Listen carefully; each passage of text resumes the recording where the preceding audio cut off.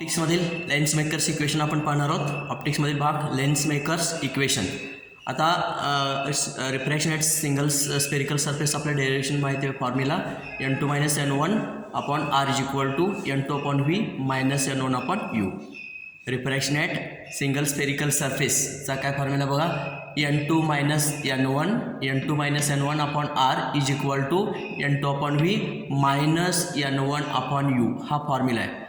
आता हा फॉर्म्युला फक्त सिंगल रिफ्रॅक्टिंग सरफेससाठी आहे. आपण इथे या ठिकाणी काय घेणार आहोत, लेन्स घेणार आहे. म्हणजे या ठिकाणी कॉन्व्हेक्स लेन्स, हा कॉन्व्हेक्स लेन्स आहे आणि आपण हा लेन्स कसा आहे, थिन आहे, थिन असं आहे असं मानणार आहोत. हा थिन कॉन्व्हेक्स लेन्स आहे आणि मग इथे या ठिकाणी ह्याला दोन सरफेस असणार आहेत. हा पहिला सरफेस, हा दुसरा सरफेस. नंतर या ठिकाणी याच्यासमोर इथे या ठिकाणी हा कसा आहे, हा प्रिन्सिपल ॲक्सिस आहे आणि हा optical centre P optical centre आहे, प्रिन्सिपल ॲक्सिस आहे. हा त्या ठिकाणी हा पहिला रिफ्रॅक्टिंग सरफेस आहे, हा दुसरा रिफ्रॅक्टिंग सरफेस. दोन सरफेस असल्यामुळे या ठिकाणी याचं रेडियस ऑफ कर्वेचर इकडे असणार आहे आणि याचं रेडियस ऑफ कर्वेचर इकडे असणार आहे. याचं सेंटर ऑफ कर्वेचर इथं असणार आहे आणि या सरफेसचं सेंटर ऑफ कर्वेचर इकडे असणार आहे. ठीक आहे. आणि मग या ठिकाणी हा प्रिन्सिपल ॲक्सिस आहे. प्रिन्सिपल ॲक्सिसवर ऑब्जेक्ट पॉईंट ओ ठेवलेला आहे. प्रिन्सिपल ॲक्सिसवर ऑब्जेक्ट पॉईंट ओ हा ठेवलेला आहे. ओ हा ऑब्जेक्ट ह्या लेन्ससमोर ठेवल्यानंतर त्याचं इमेज कुठं मिळेल ते आपण पाहणार आहोत आणि त्याचं फॉर्म्युला आपल्याला कॅल्क्युलेशन पाहायचं आहे. ठीक आहे. आता इथं या ठिकाणी ऑब्जेक्ट पॉईंट आहे, इथं हा या ठिकाणी हा थिन लेन्स आहे. हा ह्याचं रिफ्रॅक्टिव्ह इंडेक्स किती, हा जो लेन्स आहे हा ग्लास मीडियम, ट्रान्सपरंट मीडियम आहे, ग्लास मीडियम आहे. याचं रिफ्रॅक्टिव्ह इंडेक्स आपण ह्या ग्लासचं किंवा या ठिकाणी लेन्सचं किती आहे, n आहे असं गृहीत धरा. ठीक आहे. आणि हा थिन लेन्स आहे आणि मग त्या ठिकाणी ह्याच्या समोर प्रिन्सिपल ॲक्सिसवर ऑब्जेक्ट पॉईंट ओ ठेवलेला आहे. ह्याचं इमेज कुठं मिळेल ते पाहणार आहोत. मग आता हा पहिला या ठिकाणी हा जो रे आहे, हा रे इथे या ठिकाणी प्रिन्सिपल म्हणजे त्या ठिकाणी हा जो पोल सेंटर ऑफ कर्वेचर त्या किंवा या ठिकाणी या ठिकाणी काय आहे, हा जो पोल आहे, ह्या पोलमधून जो जाणारा प्रकाश किरण किंवा नॉर्मली हा या ठिकाणी हा पहिला सरफेस आहे, हा रिफ्रॅक्टिंग सरफेस फर्स्ट आहे आणि त्यामुळं इथून हा प्रकाश किरण हा नॉर्मल जातो आणि नॉर्मल जाणार प्रकाश किरण आहे त्या मार्गाने तो पुढे जाणार आहे. त्याचा मार्ग बदलत नाही. This can pass through this lens without any deviation. म्हणजे इथं डेविएशन न होता आहे त्या ठिकाणी जाणार आफ्टर रिफ्रॅक्शन. नंतर दुसरा प्रकाश किरण ओ ए हा प्रकाश किरण इथे या ठिकाणी हा ट्रान्सपरंट मीडियम आहे. इथे या ठिकाणी परत काय होतं, हे या ठिकाणी इथं हे एअर मीडियम, आपण हा लेन्स कशामध्ये ठेवले, एअर ठेवले. मग ग्लासमध्ये एंट्री करणार आणि मग ग्लासमध्ये एंट्री केल्यानंतर या ठिकाणी रिफ्रॅक्शन होणार आहे. इथं दोन वेळा रिफ्रॅक्शन घडणार आहे, पहिल्या सरफेसला आणि दुसऱ्या सरफेसला. पहिल्या सरफेसला एकदा रिफ्रॅक्शन होणार आहे, दोन सरफेस आहे, हा एक सरफेस आहे आणि हा दुसरा सरफेस आहे. इथं एकदा रिफ्रॅक्शन घडणार आहे आणि इथं एकदा रिफ्रॅक्शन घडणार आहे. आता या ठिकाणी ओ ए हा प्रकाश किरण इथं ह्या पहिल्या सरफेसमुळं ह्याचं जे रिफ्रॅक्शन घडणार आहे, हा रिफ्रॅक्शन घडून तो या ठिकाणी नॉर्मलकडे डेव्हिएट होणार आहे आणि तो या ठिकाणी या मार्गे जाऊन आय डॅश या ठिकाणी ह्या रेला काय होणार आहे, या ठिकाणी इंटरसेक्ट होणार. म्हणजे याचं इमेज आपल्याला इथं मिळणार आहे. हा ऑब्जेक्ट पॉईंट आणि हे इमेज पॉईंट, हा ऑब्जेक्ट पॉईंट आणि हे इमेज पॉईंट. म्हणजे ह्या पहिल्या सरफेसमुळं फक्त दुसरा सरफेस नसेल, हा जो दुसरा सरफेस नसताना फक्त एकच सरफेस असता तर याचं इमेज आपल्याला इथं मिळालं असतं. म्हणजे याला आपण काय म्हणतो, ऑब्जेक्ट पॉईंट. इथे या ठिकाणी ऑब्जेक्ट पॉईंट काय आहे, इथं यू. ह्या ऑब्जेक्ट पॉईंट ह्याला आपण काय म्हणतो, यू असं म्हणतो. ठीक आहे. ऑब्जेक्ट पॉईंट यू आहे. नंतर याचं इमेज कुठे मिळालेलं आहे, इथून आपण हे डिस्टन्स मोजतो पी पासून ओपर्यंत, नंतर पी पासून आय डॅशपर्यंत आपण अंतर मोजायचं आहे. ते काय असणार आहे, इमेज डिस्टन्स. आता इमेज डिस्टन्सचं काय म्हणा, इथं व्ही डॅश म्हणा. व्ही डॅश का म्हटलेलं आहे, परत अनेक दुसरं इमेज मिळणार आहे पण या ठिकाणी व्ही न म्हणता व्ही डॅश असं म्हटलेलं आहे. ठीक आहे. व्ही डॅश म्हणजे इथून ह्या पोलपासून आय डॅशपर्यंतचं अंतर किती, व्ही डॅश. ही इमेज डिस्टन्स आणि ऑब्जेक्ट डिस्टन्स किती असणार आहे, यू असणार. ऑब्जेक्ट डिस्टन्स यू आणि इमेज डिस्टन्स व्ही डॅश. ठीक आहे. आता या ठिकाणी आता हा जो पहिला सरफेस आहे, हा पहिला समजा दुसरा सरफेस ॲबसेंट, म्हणजे या ठिकाणी पहिला सरफेस फक्त एकच सरफेस असेल तर असं राहिला असता. दुसरं सरफेस नसताना म्हणजे हा प्रकाश किरण असं जाणार आणि हा प्रकाश किरण आय डॅशच्या ठिकाणी एकत्र येणार आणि त्या ठिकाणी हे ऑब्जेक्ट डिस्टन्स यू आणि हे इमेज डिस्टन्स काय, व्ही डॅश. आणि हा पहिला सरफेस सेंटर ऑफ कर्वेचर इकडे असणार आहे. सेंटर ऑफ कर्वेचर इथं आहे आणि इथून इथंपर्यंतचं अंतर काय त्याला आपण काय म्हणतो radius of curvature. This called as radius of curvature. ह्या पोलपासून इथं या ठिकाणी C1 पर्यंतचं अंतर किती रेडियस ऑफ कर्वेचर R1. इथून ही इमेज डिस्टन्स किती V डॅश. इथून हे ऑब्जेक्ट डिस्टन्स किती U. म्हणजे पहिल्या सरफेससाठी हे ऑब्जेक्टसारखं काम करणार आहे आणि इमेजसारखं काम करणार आहे. याची वक्रता त्रिज्या रेडियस ऑफ कर्वेचर R1. आता या ठिकाणी बघा इकडं सगळं हे ग्लास गृहीत धरा. इकडे हे काय हा रिफ्रॅक्टिंग सरफेस आहे. इकडं सगळं संपूर्ण ग्लास गृहीत धरा आणि इकडं सगळी या ठिकाणी आपण ग्लास या ठिकाणी हा लेन्स जो आहे हवेमध्ये ठेवला आहे. म्हणजे इकडं हवा आहे. हवेचं रिफ्रॅक्टिव्ह इंडेक्स किती 1. म्हणजे इकडं फर्स्ट मीडियम हे N1 आणि N2. इकडे ह्याच्या पलीकडे N1 आणि ह्याच्या पलीकडं N2. N1 म्हणजे हवा. इथं या ठिकाणी हवेमध्ये ठेवलं आहे. N1ची किंमत किती रिफ्रॅक्टिव्ह इंडेक्स किती 1 आहे. आणि इकडं हा ग्लास रिफ्रॅक्टिव्ह इंडेक्स किती N2. इकडं काय N2ची किंमत काय N. म्हणजे इकडं हा सगळं ग्लास असेल. हा सगळा ग्लास म्हणला तर रिफ्रॅक्टिव्ह इंडेक्स किती N. ठीक आहे. म्हणजे इकडं रिफ्रॅक्टिव्ह इंडेक्स N1ची किंमत 1 आहे आणि इकडं रिफ्रॅक्टिव्ह इंडेक्स N2ची किंमत N आहे. मग आता ही किंमत कशामध्ये ठेवायचं आहे. 2 वेळा रिफ्रॅक्शन घ्या. पहिल्या रिफ्रॅक्शनला या ठिकाणी फॉर फर्स्ट रिफ्रॅक्शन N1ची किंमत किती आहे बघा. N1ची किंमत 1 आहे. N2ची किंमत किती आहे बघा N आहे. ऑब्जेक्ट डिस्टन्स किती आहे. हे ऑब्जेक्ट डिस्टन्स किती U आहे. इमेज डिस्टन्स किती इथून हे इमेज आहे. इमेज डिस्टन्स किती V डॅश. आणि रेडियस ऑफ कर्वेचर किती रेडियस ऑफ कर्वेचर इथून इथंपर्यंतचं अंतर किती R dash. Radius of curvature किती R डॅश. ह्या व्हॅल्यू आपण काल झालेल्या आर्टिकलमधले डेरिव्हेशन त्याच्यामध्ये ठेवायचे. कालचं बघा N2 - N1 upon R is equal to N2 upon V minus N1 upon V. ह्याच्यामध्ये ह्या सगळ्या व्हॅल्यू ठेवायच्या आहेत. N2ची किंमत किती आहे बघा. N2ची किंमत N आहे. N ठेवलं. N1ची किंमत 1 आहे. 1 ठेवलं. इथे या ठिकाणी R म्हणजे रेडियस ऑफ कर्वेचर किती आहे. रेडियस ऑफ कर्वेचर किती R1 व R1 ठेवलेलं आहे. नंतर इथे N2ची किंमत N आहे. N ठेवलेलं आहे. आता इमेज डिस्टन्स किती फीची किंमत किती V डॅश आहे. इत्या ठिकाणी किती V डॅश मिळालेला आहे. नंतर N1ची किंमत किती आहे. N1 इज इक्वल टू 1 ठेवलं. नंतर हे ऑब्जेक्ट डिस्टन्स किती U आहे. Uची किंमत Uच आहे तसं ठेवलं आहे. म्हणजे ह्याला इक्वेशन नंबर 2 म्हणा. हे कालचं इक्वेशन 1 आणि आताचं इक्वेशन याच्यावरून याच्यामध्ये ह्या व्हॅल्यू ठेवल्यानंतर आपल्याला हे इक्वेशन मिळालं. ठीक आहे.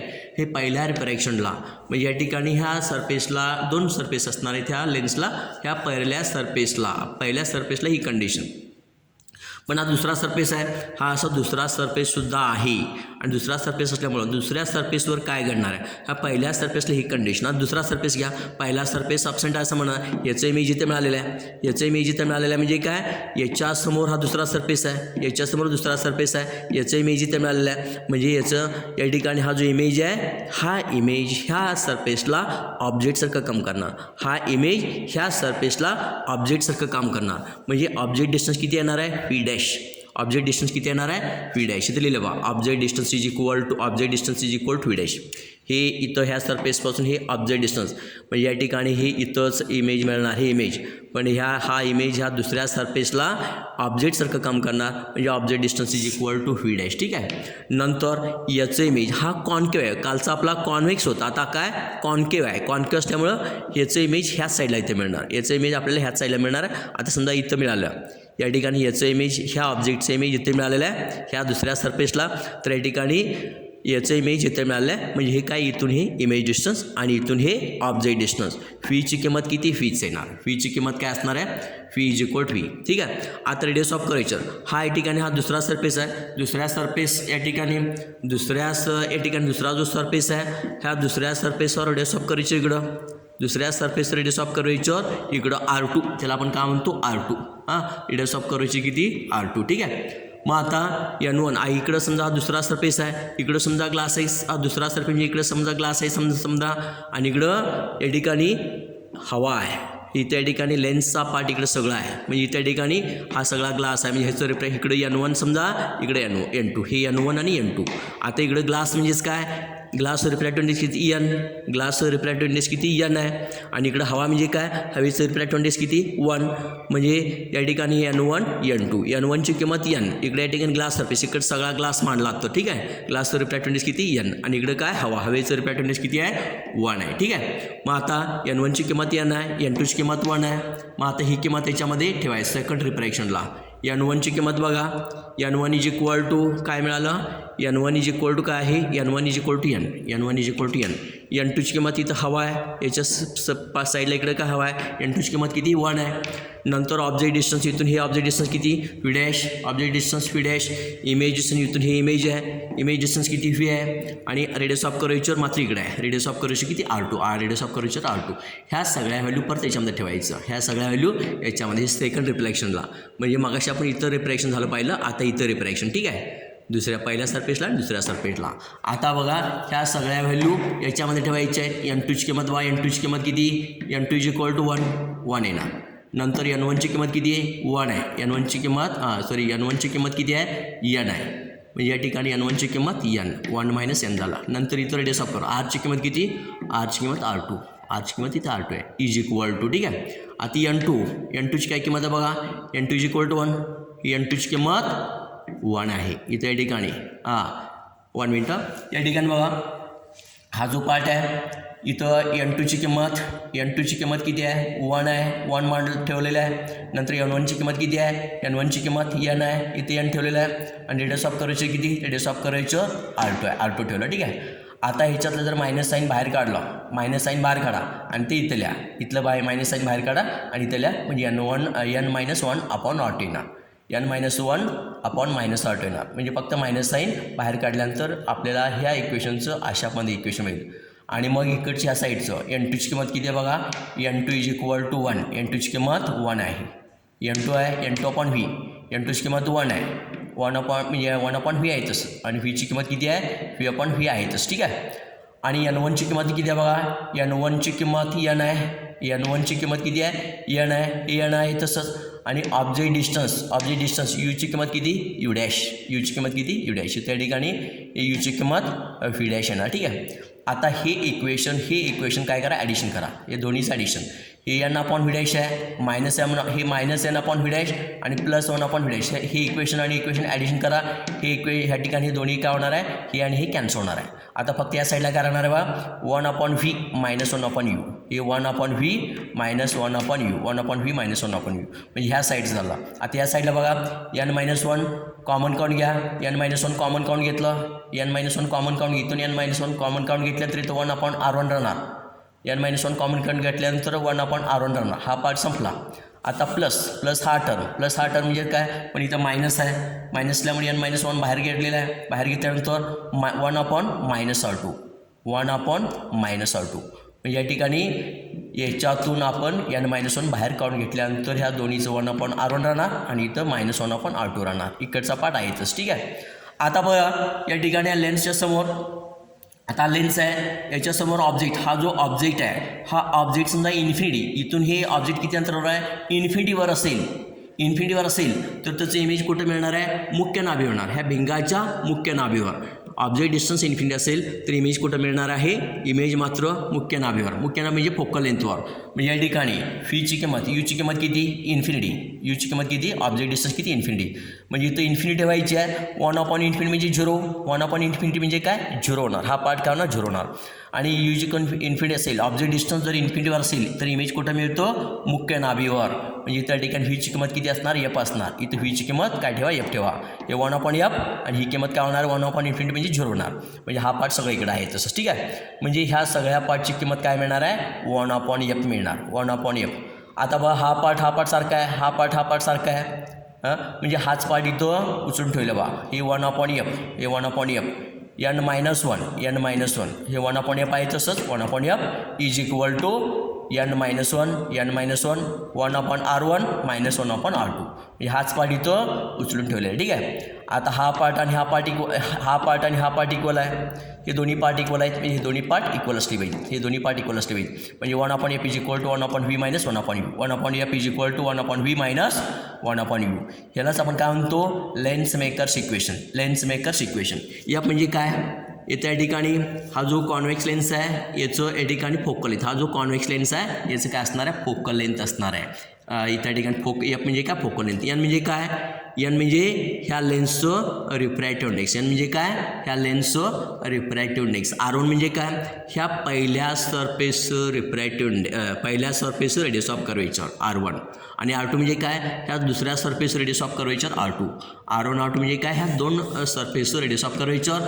एन म्हणजे काय, रिफ्रॅक्टिव्ह इंडेक्स या लेन्सचं. एफ म्हणजे काय, फोकल लेंथ. म्हणजे अशा पद्धतीनं याला आपण काय म्हणतो, लेन्स मेकर्स इक्वेशन. आपले चष्मे तयार करत असताना या ठिकाणी अशा पद्धतीनं आपला नंबर किती आहे त्या पद्धतीनं रेडियस ऑफ कर्वेचर वगैरे हे ॲडजस्ट केलं जातं. म्हणजे इथं फोकल लेंथ ॲडजस्ट केलं जातं. म्हणून ह्याला आपण काय म्हणतो, लेन्स मेकर्स इक्वेशन. म्हणजे या ठिकाणी हे जे सरफेस आहेत, हे सरफेस रेडियस ऑफ कर्वेचर इथे या ठिकाणी ॲडजस्टमेंट करून या ठिकाणी फोकल लेंथ हे काय केलं जातं, ॲडजस्टमेंट केलं जातं. म्हणजे ह्याला आपण काय म्हणतो, लेन्स मेकर्स इक्वेशन. म्हणजे आपले चष्मे तयार करत असताना ह्या इक्वेशनचा वापर केला जातो. म्हणून ह्याला आपण काय म्हणतो, लेन्स मेकर्स इक्वेशन. ठीक आहे, अशा पद्धतीने हे डेरिव्हेशन आपल्याला सांगता येईल. उर्वरित पार्ट पुढच्या व्हिडिओमध्ये आपल्याला सांगता येईल. लेन्स मेकर्स इक्वेशन ही किती मार्कासाठी, 3 ते 4 मार्कासाठी 2 टप्प्यामध्ये उत्तर लिहिता येईल. पहिल्या रिफ्रॅक्शनसाठी, दुसऱ्या रिफ्रॅक्शनसाठी. पहिल्या रिफ्रॅक्शनसाठी या बघा, हा पहिला रिफ्रॅक्शन सरफेस इकडचं, हा N1 N2, इकडं N1 आणि इकडे N2. N1ची किंमत किती 1, N2ची किंमत किती N पहिल्या सरफेसला. दुसऱ्या सरफेसला हे N1 इकडे N2, पण N1ची किंमत इकडं हे सगळं ग्लास म्हटलं, इकडे ग्लास म्हटलं तर इथे N1ची किंमत किती N, आणि इकडं हवा म्हणजेच काय, N2ची किंमत 1. आता हा ऑब्जेक्ट डिस्टन्स यूची किंमत इथे U आहे, आणि इथं इमेज डिस्टन्स किती आहे, V dash. Image distance V dash, आणि रेडियस ऑफ कर्वेचर R1 आहे. आता दुसऱ्यामध्ये कसं बघा, N1ची किंमत N, इकडं ग्लास आहे, N1ची किंमत 1 आणि N2ची किंमत किती 1, आणि ऑब्जेक्ट डिस्टन्स किती V डॅश. दुसऱ्यामध्ये ऑब्जेक्ट डिस्टन्स V डॅश आणि इमेज डिस्टन्स किती आहे V आहे. Radius of curvature R2. हे दोन्ही हे आणि हे पहिल्या इक्वेशनमध्ये ठेवल्यानंतर आपल्याला 2 इक्वेशन मिळतील. ॲडिशन केल्यानंतर आपल्याला हा सगळा पार्ट मिळेल. ठीक आहे, उर्वरित पार्ट पुढच्या वेळेमध्ये आपल्याला सांगता येईल. Stop here.